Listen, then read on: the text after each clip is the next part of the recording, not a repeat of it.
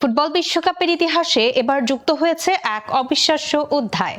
কল্পনা করা যায় যে বল দিয়ে খেলছে বিশ্বের সেরা ফুটবলাররা, সেই বলই এখন ঘুরে বেড়াচ্ছে মহাকাশে। 2026 ফিফা বিশ্বকাপের অফিসিয়াল ম্যাচ বল জীবনটা পৌঁছে গেছে আন্তর্জাতিক মহাকাশ স্টেশনে। সেখানে নাসার মহাকাশচারীরা ক্ষুদ্র মধ্যাকর্ষণ পরিবেশে বলটির গতি, ভারসাম্য এবং পারফরমেন্স নিয়ে চালাচ্ছেন বিশেষ পরীক্ষা।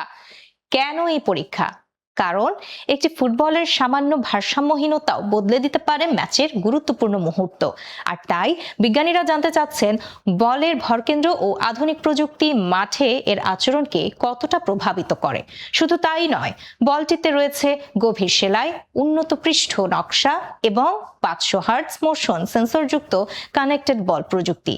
এই সেন্সর VAR ব্যবস্থায় তাৎক্ষণিক তথ্য পাঠিয়ে অফসাইড সহ গুরুত্বপূর্ণ সিদ্ধান্ত আরো নির্ভুল করতে সহায়তা করছে।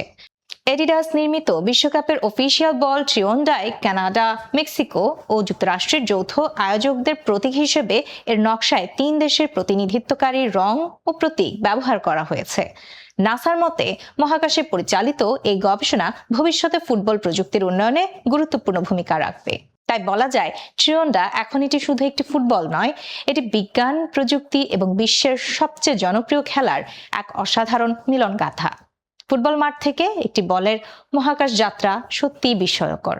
তাই বলা যায় ট্রিওন্ডা এখন এটি শুধু একটি ফুটবল নয়, এটি বিজ্ঞান, প্রযুক্তি এবং বিশ্বের সবচেয়ে জনপ্রিয় খেলার এক অসাধারণ মিলনগাথা। ফুটবল মাঠ থেকে একটি বলের মহাকাশ যাত্রা সত্যি বিস্ময়কর। বাংলাদেশ সময়, সবার আগে দেশ।